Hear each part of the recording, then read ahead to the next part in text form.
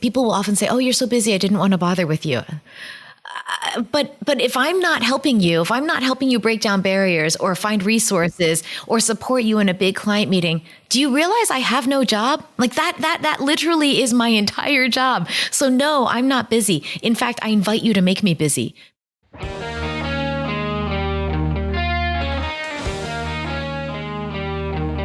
Welcome to Perspectives from the Top. I'm Chris Roebuck, global keynote speaker with unique leadership experience from military, business and government, best-selling author and your guide to greater success. Together, we'll discover powerful insights from the world's leading thinkers, doers and trailblazers, the must-know trends, thought-provoking revelations and practical actions you can use immediately. This is your exclusive and personal shot of insight and inspiration to help you get to the top.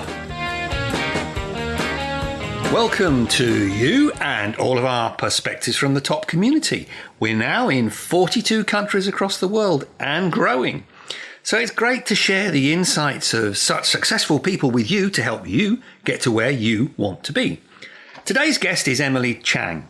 Emily began her career in Procter & Gamble, then in Apple, where she led retail marketing across APAC as the brand entered China, before then becoming Chief Commercial Officer of Intercontinental Hotels Group, Greater China, where she was responsible for all commercial functions across 320 hotels, 6 hotel brands, 3 loyalty programs, and a sales and marketing team of 5,200.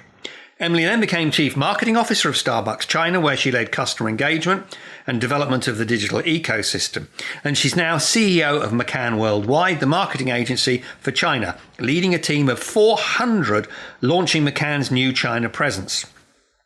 But Emily also found time to write a great book, The Spare Room, which looks at how we optimize our social legacy by identifying what we offer in resources, experience and capability, and what inspires us. It's woven around Emily's own legacy of caring for 17 disadvantaged children in her spare room over 22 years, as well as eye-opening stories of others in different walks of life. Emily, welcome. One of the things that our listeners love to hear about is who's inspired guests to be as successful as they are, to get to where they've got to. You know, it's often a boss, a teacher, a family member. Was there somebody like that who inspired you at the beginning of your journey? I love this question, Chris. And frankly, it helps me reflect and realize how grateful I am because so many names just flooded my mind. I'll pick one. I'll tell you about Tia Jordan. I worked for her when I was at Procter & Gamble, and we worked at the Walmart retail business. So we were based in Arkansas, partnering with Walmart while still working for Procter & Gamble. And the thing about Tia that was so interesting is her background is in sales. My background was more in brand management. So sales has a way with people. And more I realized work is all about people. So I had the opportunity to learn so much from her in how she managed large-scale teams. And specifically, the thing that comes to mind is the way that Tia flexed to her people versus had her people wrap themselves around her. She had a way to see your strengths and absolutely leverage, I would argue at times exploit them ruthlessly, but she would also recognize your opportunities and minimize them. She wouldn't coach, hey, this isn't good enough. This is what I'm seeing in you. I need you to turn it around. I would just see her flex around people so that she was able to bring people together in a way that they were able to show their best and minimize their worst on a daily basis. That's really interesting, that concept of the leader flexing to the team, which is something we'll pick up on later around the servant leadership. So you did that 11 years at Procter & Gamble, developing the brand sales. And it seems like that 11 years was to some degree the foundation for things to come, because it was about people, but also innovative approaches to the market. So there was that, and you were responsible for P&L. So there was that dual people and P&L, and how do we make them both work well to produce the results? Absolutely. I think A lot of people will think about Procter & Gamble as the training ground for marketing. It is. And brand management is more than marketing. It's about general management. And ultimately, I think having a starting place where people and P&L come side by side make you realize that they're completely intertwined. At P&G, you don't get to be a diva. You can't be great at driving business results, but not attract people to want to be on your team. You simply won't be successful. You can't be the one that absolutely loves people, but doesn't deliver on the business. Because again, your work plan, your KPIs, everything is so clear, not only to set expectations, but to help you on that journey to set you up for success. Yeah, I think that's that really powerful thing that, you can actually deliver success through intimidation or inspiration. And the intimidation approach, the pressure to meet targets and all the rest of it, the threats, if you don't meet targets, this is what's going to happen, will only work for a certain amount of time. But what is even more counterproductive about it, from all the figures, is that if there's anybody it's going to drive away first, it's your talented people. And I think your comments about Procter & Gamble is that if you get the people side right, you will attract the best people, the talented people, who then deliver the P&L for you. I think that's exactly right. I think there's this idea of followership. Companies like maybe GE or Procter & Gamble, when you have a chance to build your own mini team within the broader company, what happens is the cream rises to the top. You can quickly start seeing who people want to work for. And people raising their hands and saying, maybe I don't love the idea of working on deodorant, but I love that person and I would like a chance to work on her team. That speaks volumes to a person as a leader. And I think that kind of recognition not only helps the organization identify the great leaders who can drive P&L and also support their people, but it also gives confidence to leaders at a relatively early age to say, oh, I'm being recognized for both of these things. That point there is very, very powerful, because I think particularly for people who are C-suite and listening, if you want to work out where the great leaders are in your organization, look at where the talent is saying it wants to go. Yes. Absolutely. I think that's the most powerful indicator. Where do the best people want to go? Who do those best people want to work for? Because those are the people who are the potential board members of the future. Agreed. I think looking at results are great. Looking at where people want to go are great. I'll tell you a very soft measure that I just identified the other day. We love celebrating birthdays. So one of the practices I started years ago is I always put everybody director and above their birthdays into my calendar so I cannot forget. And it gives me a chance to just kind of go into the big chat group and kind of just say, hey, happy birthday. It's Chris's birthday, everyone. And allow everyone else to celebrate in their own way. One thing I observed, we've had a major transformation at McCann World Group this year in China, and we've hired 11 out of 14 new leaders in the last maybe year and a half. One of these leaders had a birthday the other day, and I sent a text. Not only did everybody already know it, which shows a degree of care that people want to know her birthday because they want to find a reason to celebrate her, but she was buried in cake and gifts and love. I mean, it was such a physical manifestation of her team's adoration of her. I thought, this is probably a really good soft metric, is just to see how people are treated on their birthdays. That's true. She would have been very happy, unless, of course, she was on a diet, in which case the cake would have probably been a severe temptation. So you spent your time at Procter & Gamble and then moved to Apple as it entered the China market as head of retail marketing.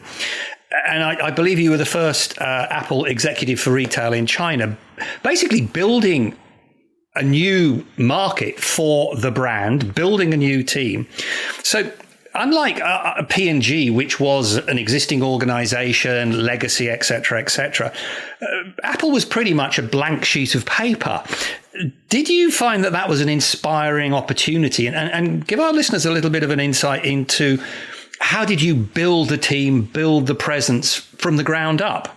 Well, I came from such a different corporate culture. P&G is a carefully calibrated place, as we said. It's designed and structured to maximize success for the masses, right? It's an amazing starting place, which is why I spent 11 years there and was happy to spend more, frankly, if I did not have this amazing Apple carrot dangled in front of me.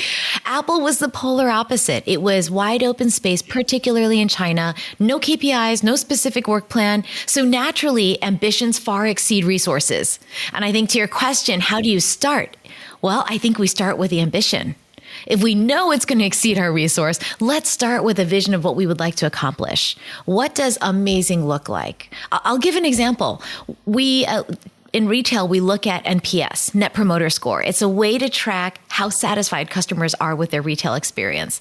And I'll say China's NPS was notoriously low in the beginning. And everybody just kind of said, China's different. And man, I've worked half my career in the US, half my career in China. And I would say lots of people will wave their flags for their markets saying this is different. Lots of people globally will wave their flag and say there's a lot more in common than there is different. Well, the truth, as always, is somewhere in between. And I think when it comes to something like NPS, well, humans are humans. They will reward retail experiences when they feel recognized, valued, honored from the beginning to the end of their store experience. And before they enter the store now, well beyond, and now, online and offline in an integrated way. Well, I think we weren't satisfied with this idea that, oh no, we'll give China a buy on the NPS because it's so tough. There's so many people. We said, no, if we're doing it right, we can grow NPS. We can grow Net Promoter Score because people will love coming to our store. So let's work from the desired outcome backwards and say, if that's our ambition, let's say we want to go from being the bottom NPS market in the world to we want to be one of the best. Sounds absurd, but surely not when we think about what we desire to do with the Apple retail experience. So then we started to lay out what has to be true, what is not good enough today, what are the changes that we need to get from A to B. And over time, with a number of small and large initiatives, with help from global and a lot of sleeves rolled up in the market, we were able to actually deliver the top NPS in the world 2 years later. That's amazing. But it goes, and for listeners, this is, I think, is the key point. It goes to the fact that we are all human beings. And if you look at what experience you are trying to give your customer or your team or your supplier or even your boss, you have to put yourself in the shoes of the other person, looking at what they want. And the other beautiful point you brought out was and it's been picked up. It was picked up by Jamie Price of Advisors Group in US on the financial services side, that fundamentally, if you create an environment where you have possibility thinking and you aren't restricted by, we're just going to do 5% on last year, and you just say to people, what do you think we really could achieve? Then you'll achieve great things. And that sounds exactly like what you were doing at Apple. Mm-hmm. Well, I think when we start with the ambition, we define a stretching goal. This is how we want customers to feel. Well, what's the first thing that you need to put your attention on to get customers to feel a certain way? It's our own people. How do we want our people to feel? Because if they feel valued and respected, like they have the best job in the world, then they're going to bring that to the floor every day. And then the customers who engage with them, it's contagious. Yeah, it's interesting. I've spoken to many audiences around the world from all sorts of different sectors, from aircraft to construction to retail to financial services to military. But the one thing that comes out in the retail audience is there is a fundamental understanding that to some degree our employees are our first customers, which interestingly doesn't seem to be present in anybody else's mindset. But so you're confirming that is the retail perspective. If your employees are not inspired, their interaction with customers is not going to be inspiring. Right. Well, we talk so much about our brand, its positioning. What do we want to stand for? We curate the packaging within an inch of its life, don't we? And how it's supposed to look, the color, the Pantone, the logo. Ultimately, what brings a brand to life? The person who's wearing the shirt with your brand on it, who says, thank you for coming into the store. How can I help you? You know, at Apple, we talk about welcoming warmly and then sending off with a fond farewell. The bookends of every experience are critical. And those bookends don't come necessarily in your app, on a TV commercial, on a billboard. They come through the human who looks you in the face and makes eye contact and gives you a warm, authentic smile. That's, I think, fascinating, because what I would say from the leadership perspective to listeners is think about that concept of bookend for the retail salesperson interacting with the customer, but also think about that concept of the bookend for you as a leader when you're interacting with your people. What are the bookends that you have when you interact with individuals, or indeed, you know, anybody else, your peers in other parts of the organization? So after your success at Apple, you moved on to International Hotels Group as Chief Commercial Officer. And then we're back into the legacy world. 270 hotels, the organization needed revitalization and renewal. So, you know, the blank sheet that you had at Apple was a joyous inspiration. But with the legacy at International Hotels Group, it was probably a little bit more of a battle to overcome pre-existing mindsets. That sector is also slightly male dominated as well. So how did you sort of gain credibility with what was potentially a skeptical audience? You know, you'd come from Apple, not from another hotel. You were a woman in a male dominated world. So how did you get that credibility? Because when we discussed before, you improved employee satisfaction by 40%. And the challenge with that is the driver of employee satisfaction is not what you do as Chief Commercial Officer, but it's what their boss does with them on a day-to-day basis. So give them some insight into give the listeners some insight into how you approach this challenge. I mean, the best thing about employees is they have mouths and strong opinions, and they're very happy to tell you what they're unhappy about. Always. And they're very happy to tell you what they like. So frankly, the easiest thing to do is to listen. And I had a huge gift in this. And I think when we approach new roles, frankly, when we approach every day with humility, it serves us and our organization well, because my boss, the CEO who hired me, said, I'd like you to come in as a VP first. Just come in. Look, this is not a test. Just come in as a VP underneath the current CCO and just learn for a couple months. Listen. And then when you get promoted, then I want you to take action. Go visit the hotels. Understand what the portfolio of hotels looks like. Talk to general managers and talk to your peers. And I think if you can swallow that pride and take a lower title, and I've done that more than once, it serves you really well, because you can come in a little quieter and it gives you the chance to listen without everyone looking at you like you're the new big boss. You got 30 days. What's your 90-day plan, right? And listening, you can very quickly start to ascertain where are the pain points. Where are people happy? And you start, this is what I do. I have a hypothesis journal when I start a new job. I start writing my hypotheses. This is my hypothesis. This is going well. This is not going well. This might be something to consider changing. This might not be something to consider changing. And every Friday, doesn't matter how late, even if there's a dinner or a social occasion, I'll come back to my hypothesis journal after each week and interrogate it. And I'll update hypotheses. This one is not valid. Oh, this one might be, but it might be a different reason. And after the first 3 months, this hypothesis journal is all crossed out and written and edited. But what's wonderful, and I like doing this in paper form, is you can kind of see where you started to where you went. And that journey itself is educational. So my long answer to the first question is go in and listen. Be humble.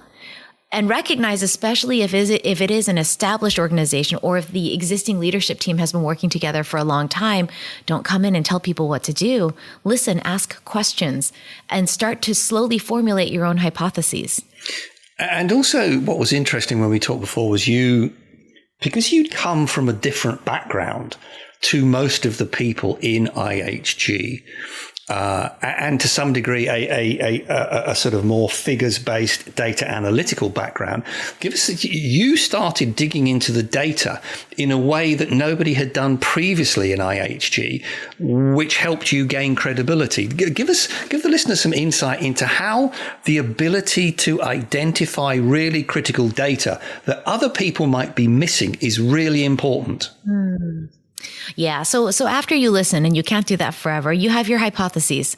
Well, you're the new person going into an established leadership team who are generally of the entirely of the opposite gender, much older. They've worked their way through the ranks to go in and say, hey guys, here's my hypothesis. You're going to earn no credibility at all.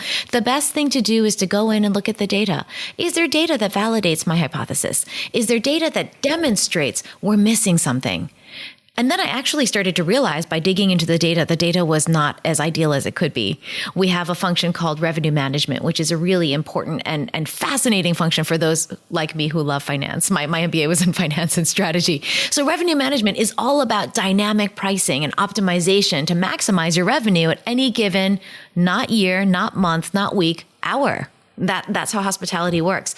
But I also recognize, because we're in a managed operating system, we are responsible for our P&L as well as the P&L of hundreds of hotel owners. So if you're in revenue management, you're fighting day-to-day fires. You're trying to convince one hotel owner or one on-property revenue management director of something. You're trying to manage a cluster. You're trying to optimize in a region. How can you sit back and ingest the quantity of the data that helps you look around the corner and make bigger decisions and better decisions for the future? You can't be in the here and now in the weeds and look out into the future and take predictive action. And so the first thing we did was we looked at the data, and data helped us make some decisions and bring people on board. So it wasn't me coming in saying, I have a hypothesis. It also wasn't me coming in and saying, hey, here's this data that none of you fools saw. Of course not. It was, hey guys, I found this data. It's interesting. It appears to me that we might be missing something. How do you see the data? And it's a question, and it's not meant to be condescending. It truly is, I might not be looking at it right. It's meant to be, let's look at it together. And then people started to realize, hey, indeed, there seems to be an issue. One of the issues is the data is not as accurate as it could be. So how do we improve the quality of what we're looking at? And we started to do that together. The second thing is then, once we have higher integrity data, what do we do with it? What does this tell us? And what does it inform in terms of our strategy moving forward? So I think the structure of an organization is very important. We ultimately separated revenue operations, which is the revenue management teams working directly with the hotels, and revenue strategy, which also built up a business intelligence unit that helped us see the big picture. That's such a powerful point, because it goes back not just to the organizational level, but also to the personal level. It's about, yes, you're dealing on a day-to-day basis with the operational, which does need to be done. But the chances are, if you haven't taken a step back and looked at the big picture for some time, that big picture has probably moved on significantly since you last looked at it. And you may be missing something, be it an opportunity or a problem. And it is having the ability to flip on a regular basis between your operational and your big picture. Yes. Yes. And I would say one other thing. In companies or organizations or industries that are up or out, and Procter & Gamble is one of those, right? In many ways, this structure works really well. But in other ways, when you've been in one organizational construct or one industry for a very long time, you do risk falling into a fixed mindset. It's the wagon wheels that go over the dirt road in the same place, and it's a rut. And suddenly you don't even know you're in a rut and you can't get out. I think I'm not any smarter than anybody who had been there. And I was actually coming in not knowing as much operationally about how things really worked. But what I did have the benefit of was really just fresh eyes. I wasn't stuck in historical patterns. I wasn't accustomed to an old model, which may have been outdated, or worse, which I think was the case, irrelevant. So looking at something with fresh eyes doesn't say I'm any smarter. It doesn't say I'm looking at data any differently than you did. It simply says, but what is this data actually telling us? Does it really mean we're just on a decline, or does it mean that there's something wrong with the model, the way that we're interpreting it and designing? And if we shift the way we're looking at, for instance, segmentation, we might be able to turn this around very quickly. And in fact, that's exactly what happened.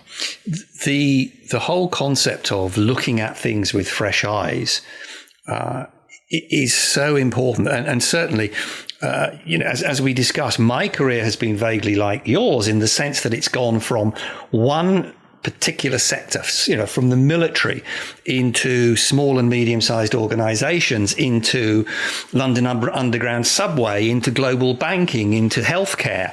And it is so true that if you make those career moves, because you have come from such a different perspective, it means that you can look at what's going on in the new environment and potentially pick up opportunities or problems that those who have been in there for years miss. But you're right. The secret is to help them see what you're seeing rather than telling them they're wrong. I think there's a lesson here for people who love the genius of Leonardo da Vinci.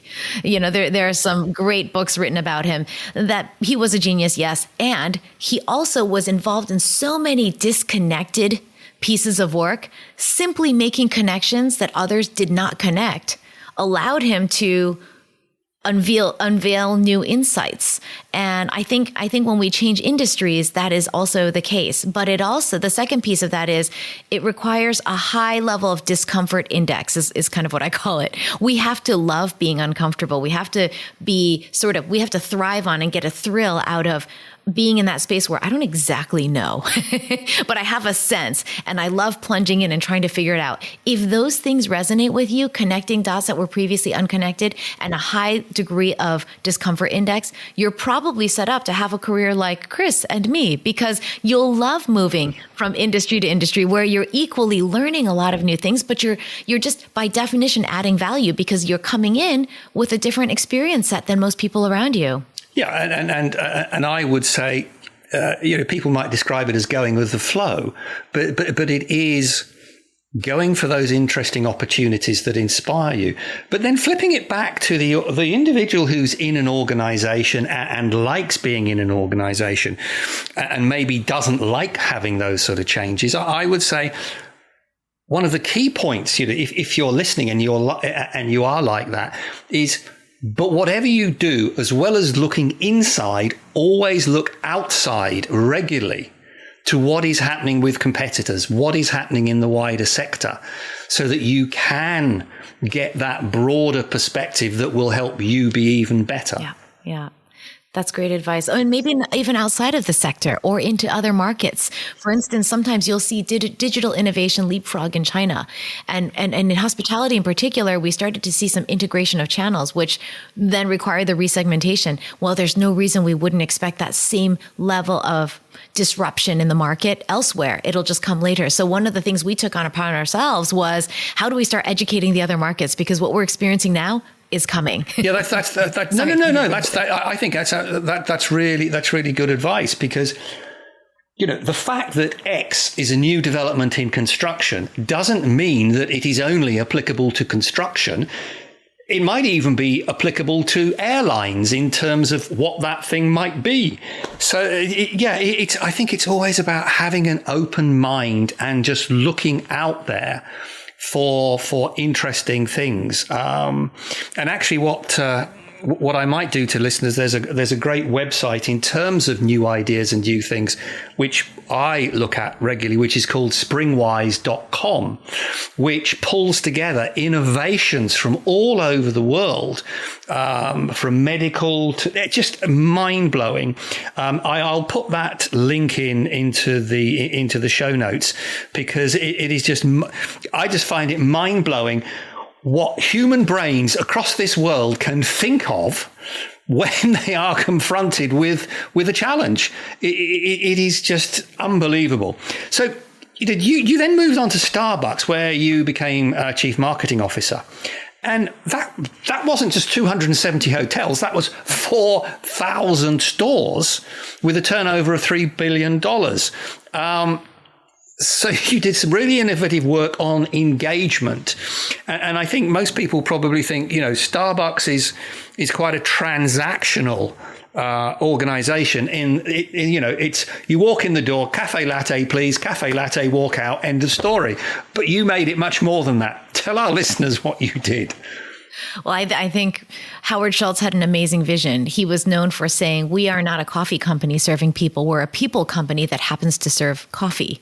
It goes back to the first point we made, which is it's all about people. It's about the experience, the third place, how we make people feel.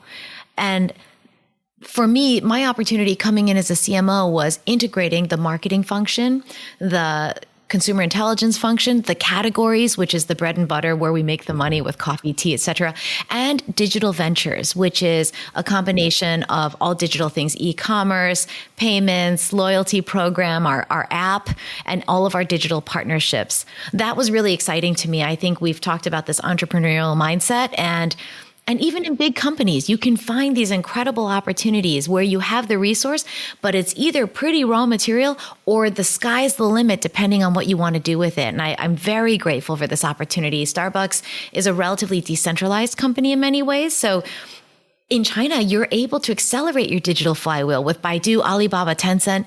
Those partnerships can really pay some major dividends if you can think about the kind of customer experience you want to create. You can unlock that very quickly with a partnership and just start running with one brand experience. I think it's not transactional. It's very much branded. It's very much about people and creating this experience.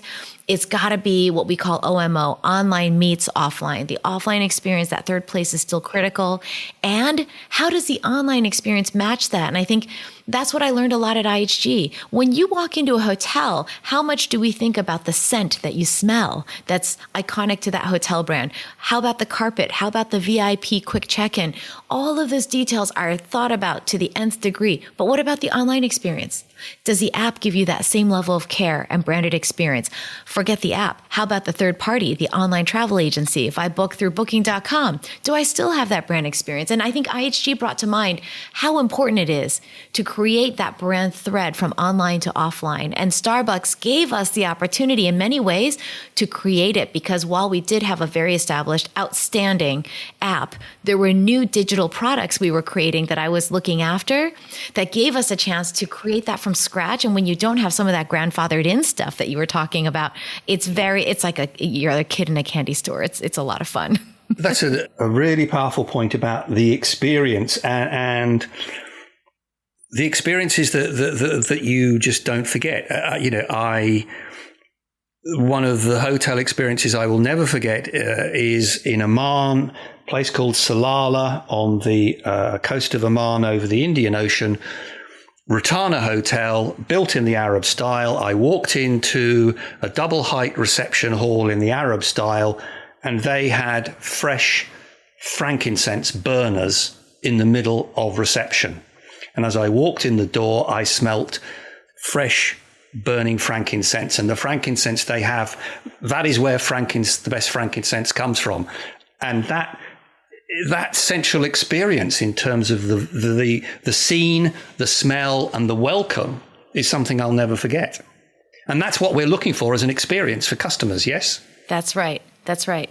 It is a thoughtful experience, calculating every touch point. And not only how do I design it, but how do I design it distinctively? So when I smell that, you could put me blindfolded. If I walk into an intercontinental hotel, I know I'm there. If you take away the tactile, I'll still know I'm in a Hotel Indigo hotel because of the way everything is laid out and how intimately every boutique hotel reflects the neighborhood story. I think when design is cared for like that, the brand speaks for itself and it's memorable. Just the way you were just remembering the hotel in Amman, Chris. And then so you've done P&G, Apple, IHG, Starbucks. So by now you're a really experienced and successful leader. And over that journey, you've seen great leaders around you, and you've seen some not so great leaders. So what do you think are some of the things that the good leader should be doing on a day-to-day basis to get the best out of people and to focus that on to what delivers success for the organization? And the other thing is, I think we talked about brand. Do leaders need to think that they have their own brand, and how they present that is effectively how their people will respond? Great. Let me start with the first question. Three things come to mind in terms of defining characteristics of great leaders. The first one is this phrase, caringly assertive. I think great leaders are caring, but they're not doormats. I think great leaders are assertive. They inspire confidence in their people because they're clear, ideally data-based, and they know what they want to go after. So they have high expectations, but they deliver them in a caring way, and they're there having their people's back to make sure they're supporting them to deliver against those goals. I think the second idea is visible. Maybe that's not something that lots of books write about, but it occurs to me that the strongest leaders are visible. They're not distant ideas where you get a letter from the CEO once a year. People know what they look like. I was just talking to my friend, Marissa Thalberg. She's the CMO at Lowe's. And what's amazing is I was telling her, I just want to say congratulations. You've done some great marketing work. And something that really touches me is when I see posts on LinkedIn, the people in the hardware stores are thrilled to see you. You're a female, again, in a male's world, and you're a role model. When you win, because I've been in retail, I've been in hospitality, in the service industry, when you win the hearts of the people who are every day representing your brand, and they're thrilled to see you, to me, that is a KPI in and of itself. So being visible, investing the time in the store, and not just doing the obligatory hand wave, but spending time with the store leaders to understand their pain points, helping them feel heard and respected. They're the ones making the money. They're the ones bringing our brand to life. I think that visibility is really important. And the third one is authenticity. You know, Brené Brown brought the word vulnerability into our dialogue on a day-to-day basis in the professional world. I think authenticity requires a degree of vulnerability. You have to be willing to let people see a little bit of who you are. And then with authenticity, I think it comes down to intentionality. How do I want to be seen? How am I going to intentionally let people see who I am? Am I just going to let my tongue run loose and be completely unfiltered? Of course not as a leader. I'm going to be intentional. I'm going to pick moments. You know, here are some examples. What am I wearing? What do I say? What do I reward? What's in my calendar? The one thing that never lies about my priorities is my calendar, because that's where I've chosen to put my time. Am I putting in my calendar time to walk around? Do I have teams in different cities? Am I going to each of the cities and spending time with those folks so they all feel like they're part of the family? So I guess caringly assertive, visible, and authentic would be the three descriptors. And you know, that leads actually directly to the second question, which is, do you become your own brand? I think yes. Yes, because designing a brand proposition the brand is obviously visible. It requires unbelievable design, thoughtfulness, and intentionality. If I want Starbucks to stand for something, I need to think about where the logo is, how it comes to life, where's the green, what's the color of it, what do you smell when you open the store? The fact that everybody will ask your name and write it on a cup, that has become such a distinctive part of the Starbucks experience. As a leader, there's a direct analogy there. I'm still very intent on handwriting notes for years and years. And in fact, in Guangzhou, back when things were so inexpensive in China, I bought stationery and I decided to design my own. What I didn't realize was, of course, there's a scale benefit. And I thought, 10,000 pieces sounds right. I bought 10,000 pieces, Chris, of the stationery that I designed. We are now in 2022, and I am still using that stationery. But I write on it. And what's so cool is there are some folks who've joined me from previous companies. And, you know, when they set up their desk now at McCann, they still put those letters up. And it's still the same stationery. So I think branding yourself as a leader comes down to consistency. And the things that you care about, you have to intentionally make known and seen over and over, again, in an authentic way. Because if we're fake, anyone can smell that a mile away. Yeah. The people completely underestimate the subconscious's ability. You know, the neuroscience is the subconscious is able to read nonverbal signals that show inauthentic behavior. So the words that the conscious brain is hearing are not matched by the nonverbal signals that the subconscious is picking up. And we immediately say to ourselves, no, there's something not right here. This doesn't add up. But then, you know, you mentioned McCann. So, you know, this is another renewal and growth role for you. So you got a new executive team. You're building engagement. Give our listeners an overview of what you're doing, and in particular that great work you're doing on. I keep using the word employee engagement, which is an HR term, and to be honest, forget employee engagement. What employee engagement means is getting people to want to give you their best. That's what it's about at its most simple. And how are you doing that in McCann? Well, it is a major change agenda. And I think as we've been kind of taking this journey through my career, I'd say what I loved about Apple was, I think I mentioned a few minutes ago, when your ambition outsizes your resource, what are we going to do to make this happen? I loved at IHG the change management. And frankly, we've all looked at these media reports that are saying 4A agencies, the ad agency is dead. And then, I was at Starbucks and my whole role, as I was talking about, was online and offline integration. It's all about creating this integrated approach. And it's hard enough as a client. It's even harder to find an agency who can do this. And so you bundle all of the last 10 years together and you kind of say, this is the dream job. I get to put my money where my mouth is. I get to drive change management and go create that agency partner that I always looked for. And so to your point, this now is incredibly distilled. If you love people, man, is this job fun, because my P&L is so straightforward. It's people and real estate. That's all I got. So if I love people, I find the right people, I pour into them, I develop them, I unleash them. That's where the success comes. And if that's what I love to do, then it is indeed the perfect job. And you're right, employee engagement is absolutely everything. And you're right, that is kind of somehow an HR phrase. For me, my first reaction when you said it was fun. It's about creating a sense of belonging. It's about creating this space that people are thinking, I can't wait to get to work. This is going to be great. And if you get to wake up and feel like you're thriving at work and not just surviving or plodding along, then that's when I'm doing my job. Yeah, that's so true. And above all, your point about unleashing the potential that people have. And I look back at my career, and I'm sure that you do at yours. And one of the deep frustrations is that as you go through organizations, you can see so many people who have so much potential that is not being unleashed because their leaders are not giving them that opportunity.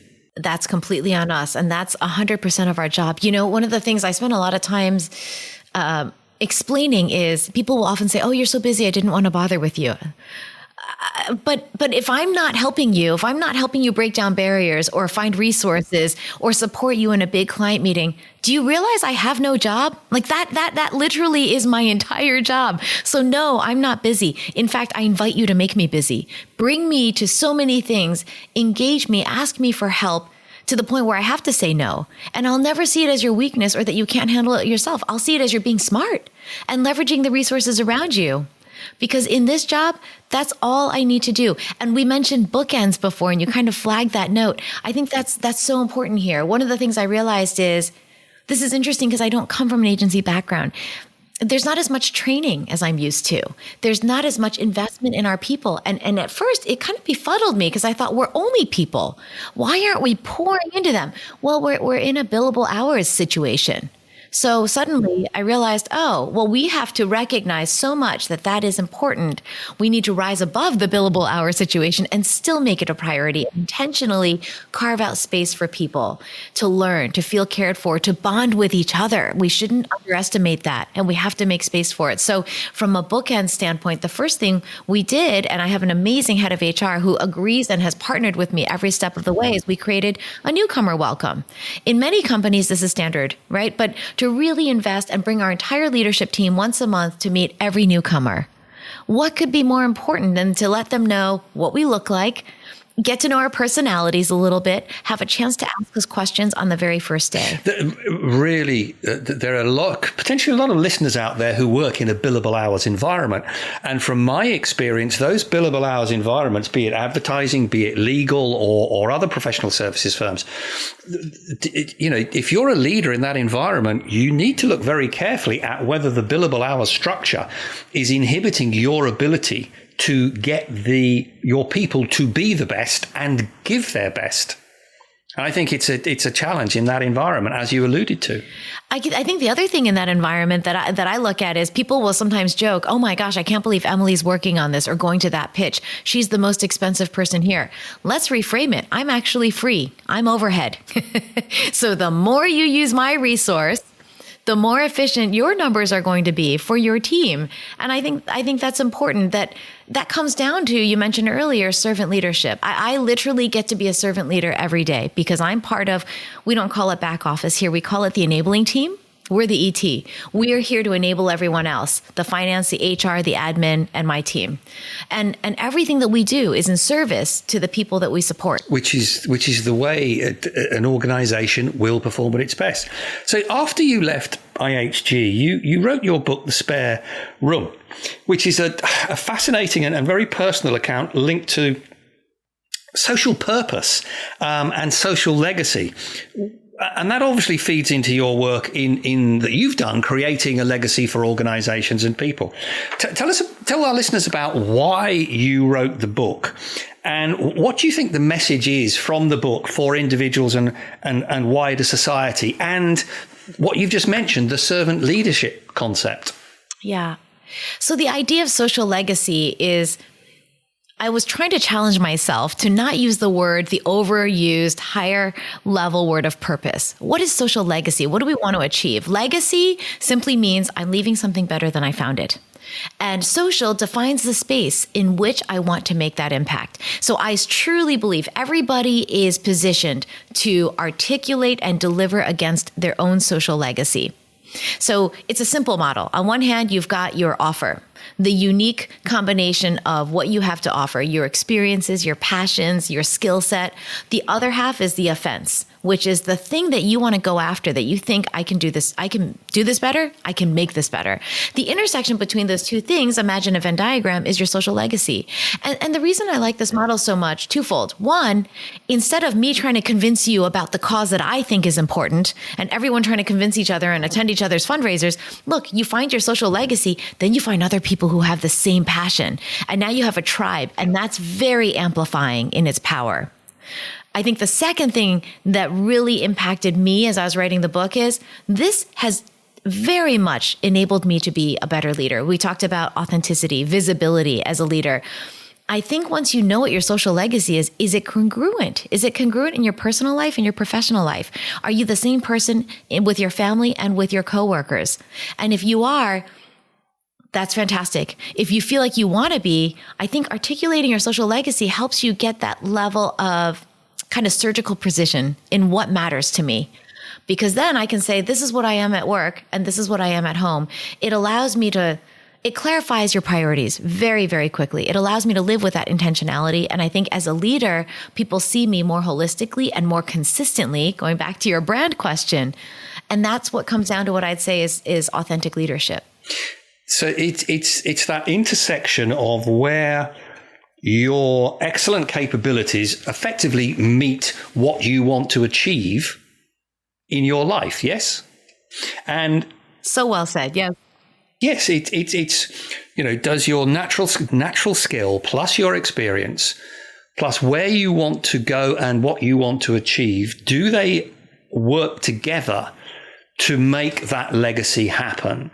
And are there people out there who want to achieve that same thing? But your point was really interesting about your legacy at work and your legacy in your personal life. And I think that goes to the point that certainly after COVID, more people are now thinking that those things should be congruent. You should not be a different person at work to the person you are out of work.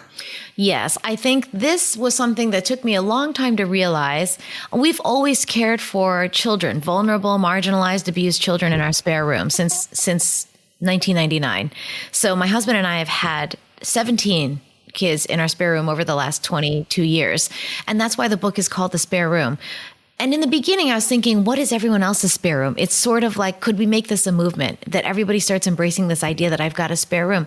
But very quickly, I started to realize, to your point, that's only half of the model. That is the thing you have to offer. But where are you directing it?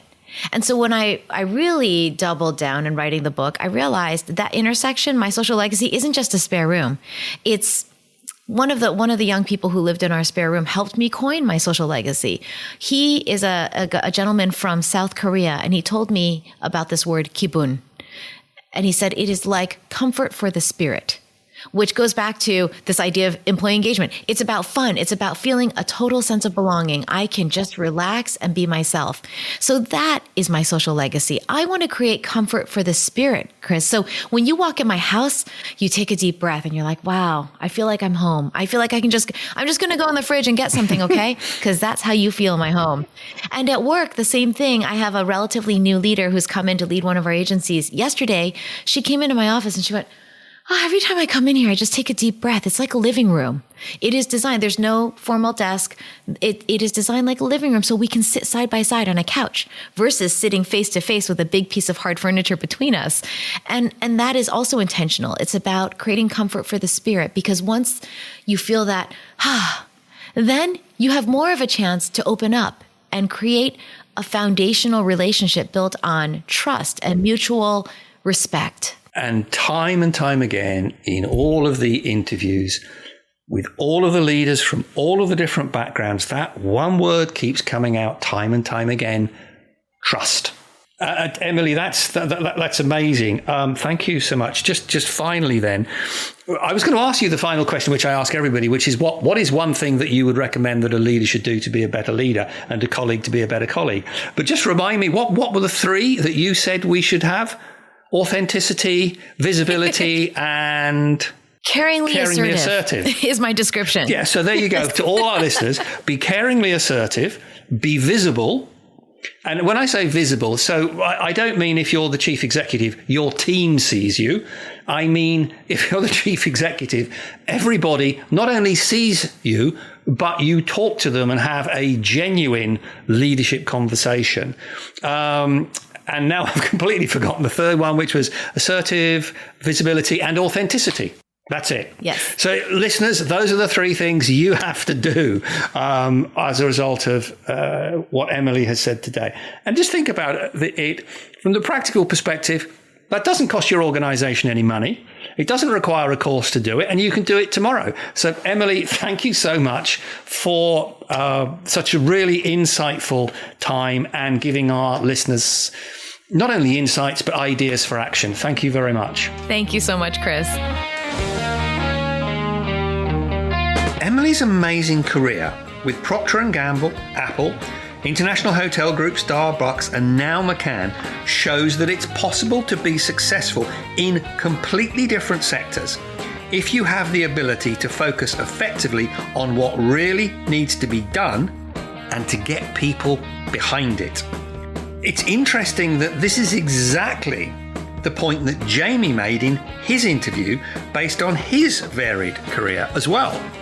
Certainly, Emily's three key suggestions of being caringly assertive, being visible, and having authenticity that shows you're a human being as a leader is critical. But I don't think that the last two are necessarily exclusive to leaders. All of us should be doing these things with our colleagues. Emily repeated the importance of servant leadership, both for leaders with their teams and for C-suite and support functions. If everybody listening can take away Emily's 3 steps, plus the serve to lead and the enabling team concept, then I think that will be very powerful. Have a think about how you can use some of Emily's ideas to help you get to where you want to be. And don't forget that in a week, I will give you a more in-depth view of the key takeaways from Emily, my insights and 3 ideas for actions in my reflections on the top. Now, if you've used any of these insights that you've got from previous perspectives from the top guests and they've helped you, I'd love to hear your success stories. Also, don't forget to sign up on the website so you don't miss any of the great future guests over the next year. Thanks for tuning in. Check out the show notes from today's episodes at perspectivesfromthetop.com, where you can not only enjoy additional resources from today's show, but all previous ones. If you haven't already, subscribe to the show on Spotify, Apple, or wherever you get your favourite podcasts so you don't miss any. And if you really enjoyed the show, please give us a 5-star rating and review. Have a question or comment? Let's discuss it. Message me on LinkedIn. Perspectives from the Top is produced in collaboration with Detroit Podcast Studios. So have a successful week, use today's new learnings and actions, and remember, it's onwards and upwards. See you next time on Perspectives from the Top.